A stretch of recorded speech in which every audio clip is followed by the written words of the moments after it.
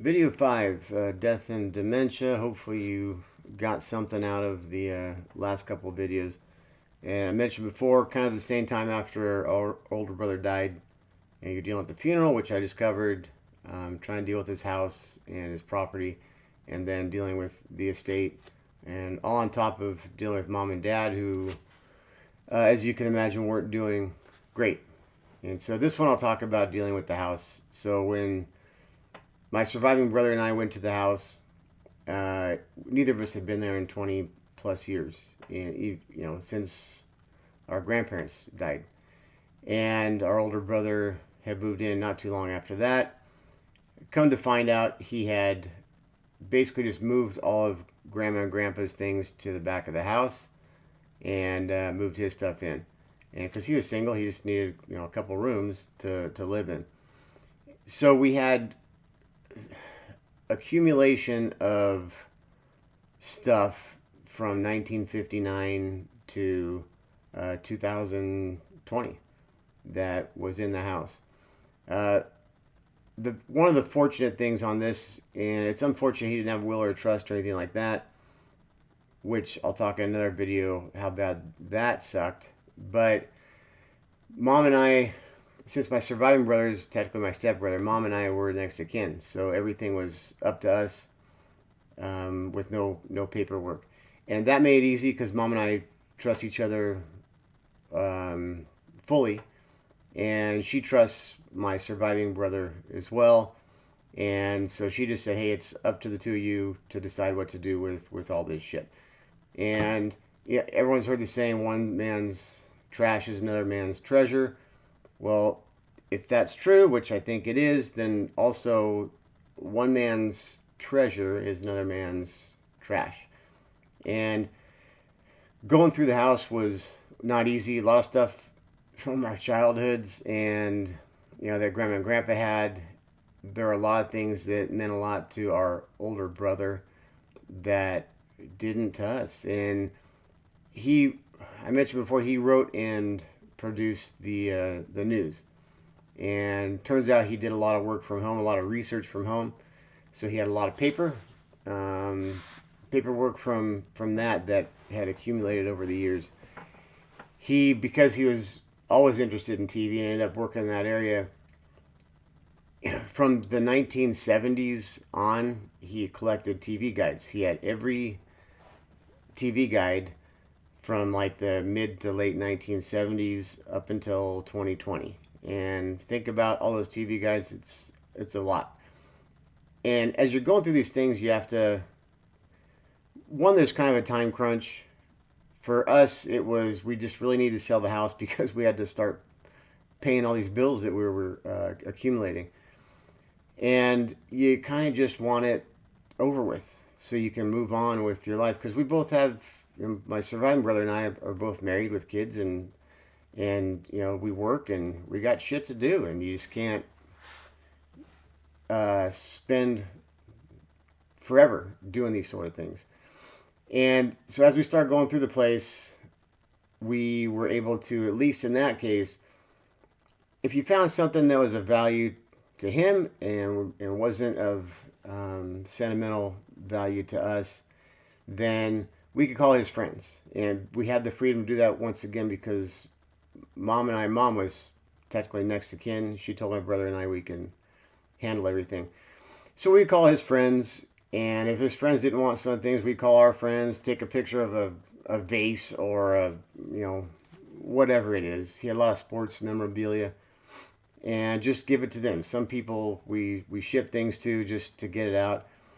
Some of the things we actually did a little research on to see if we could sell them because we're trying to pay bills. You got not just the funeral arrangements and all that stuff too, which I told you before was close to 20 grand at that point. But the house, um, he didn't do any repairs on the house for a long time, and so the house had deteriorated in parts and needed a lot of work. The last time the house had been painted was when I painted it at freaking 19 years old, and so um, we knew it was going to be a lot of work just to get it on the market. So going through these things like the TV guides, we did a little bit of research, and some of these TV guides are worth 75 cents. Some of these TV guides are worth $50. But no one has, we didn't have the time to go on eBay and list, several thousand TV guides and then store them and then try to figure out how to ship them to people and all that bullshit. So ultimately, we end up throwing them away. Kind of a shame, but we end up throwing a lot of stuff away that is kind of sad. And going through Grandma and Grandpa's things as well, you just kind of get to the point. Yeah, if you have like a big storage unit and you can put crap in it, go ahead and do that. And I know there are companies out there that'll also go through houses for you, and then they'll sell the stuff and they'll take a percentage. We had thought about that. If I had to do it again, maybe we would have used them. But we wanted to look through everything ourselves because we wanted to see if there's anything that Mom would want or Dad would want, or excuse me, or his friends would want, anything of sentimental value. And there's a lot to go through. And so it took up all of our free time. If we weren't at work, we were there going through the house or doing repairs. And even, like Grandma and Grandpa had this, if you're old like I am, when record players used to be a piece of furniture and they're about this big with the speakers hooked in and nice like oak or whatever finish. Grandma and Grandpa had one of those and there wasn't a scratch on it. It was beautiful. No one wanted it. And you look on eBay, you can maybe get $100 for it.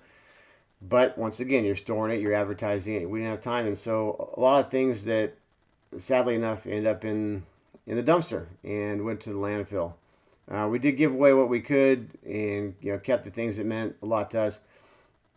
And that's one of the things too, like I said, if you have next to kin that you trust, you might be able to do something that easy. And the process wasn't easy, but at least getting rid of some of the things was easy and it was legal. It wasn't going to get us in any trouble. As you start going through things too, and I wish I'd known more about him when I was alive. Figuring out how much, I knew he was into sports. I didn't know how much of a sports nut he was, which would have made like Christmas presents a hell of a lot easier. But you end up learning a lot about people as you go through all their shit. I mentioned before that he kept paper records of everything, and because we grew up before the digital age. Now I'm kind of trying to switch to digital stuff, but he did have paper records. He had records for pretty much everything, but they weren't organized in any way. And so what we end up doing is boxing everything up or putting them in trash bags. And basically I'd take 3, 4, 5 trash bags or boxes of paperwork home with me, and my wife would help me sort through it. And then my surviving brother would take 4 or 5 boxes home with him. His wife would help him sort through it to try to figure out where he banked. We didn't know where he banked, what bills he might have, what anything. You have to deal with the transfer of the mail, and I'll get into more of this when I deal with the estate part of the video, but you really can't start canceling services. Some of them will let you do it, but you really can't start doing too much until you have paperwork from the court saying that you're allowed to make these decisions. I became the administrator of his estate. The reason my surviving brother wasn't co-administrator is because had we done that, each of us would have had to sign every piece of paper, and that's just a pain in the ass. So I ended up dealing with all the paperwork on that, and the workload we split. I did mention my surviving brother before. One of the things I'm fortunate about, and I mentioned he's one of my best friends. He's one of the best men I've ever met in my entire life. Great guy. I have 100% trust in him, and I love him to death, and he's got a great family too. That's one of the more fortunate things too, is we could trust each other, and we could, although we were putting everything on credit, it was easy because, hey, I just paid $1,000 for this. Can you get this next thing? And kind of went back and forth. And our idea was to sell the house and get the money back, because it was, credit, and you're paying interest rates and all that stuff too. We decided we didn't want anything to do with renters. The state that we're in is not kind to property owners to rent out property. And so I didn't want to deal with any of that bullshit or politics around that. The wish I had been there years before, at least to visit. I mean, you can't do anything about it looking back. But some of the little things that he didn't take care of, and he worked lots and lots of hours, and he did travel quite a bit, come to find out. But little things that if you own a house, or if you do any type of handyman crap around a house, little things that grow into big things, like a small toilet leak that 5 years before would have been an easy fix, and instead you have to end up replacing the whole bathroom floor. And so I did what work that I could do on my own, like replacing the bathroom floor and things like that. We had to hire out for some of the more specialty type things. We were fortunate that we have another really close friend of ours who has his own real estate company, and brought him in, and we were simply trying to get the house ready to sell. And if you have someone in real estate, if that's what you're doing, that you trust, and once again, it's a business, and you're going to get dickheads and you're going to get good people, like any business out there. There's good and bad. And fortunately, we had a friend in it, and I said, look, what do we need to do to get it to sell? And if we need to, like one of the things that fixing up the fence apparently is not something that's hugely important to sell a house, or at least it wasn't at the time. And so why waste the $10,000-$12,000 on fixing up the fence when it really won't make that much of a difference when you're trying to sell the house? But then this house, which was old, had hardwood floors that were covered in carpet since the 1960s. And that's one of the things that's important now. Everyone wants hardwood floors, so you have to tear up the carpet and remove all the staples and all that shit. And so we were trying to do as much as we could on our own, but you only have so much time in the day. And some of the specialty things, like I said, a little bit of electrical work, a little bit of plumbing. For me, I'm not going to try and screw with that, because you can ruin a house by messing it up, or get the shit zapped out of you by playing with electrical. So some of the things we did hire out for, which started bearing us a little bit more money.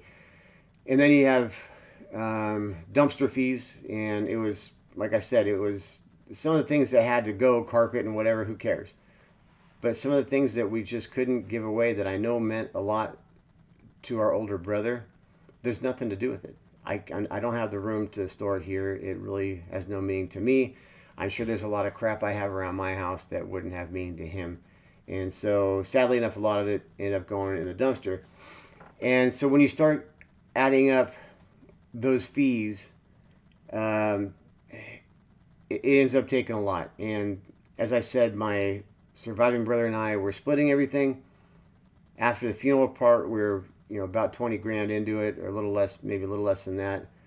And it was about 10 on his side, 10 on mine. It was split pretty evenly. Then we started putting more into the house. And if you ever done this before, to paint a house, you're talking $6,000, $7,000, $8,000 minimum. And this is back in 2020. If you are, we had to redo some of the tile, and just the cost. So before we knew it, we were probably about $30,000 deep into everything since his death, and we still hadn't even dealt with the estate. I had a lawyer who was working on the estate part of it, just to get permission from the court for me to be the administrator.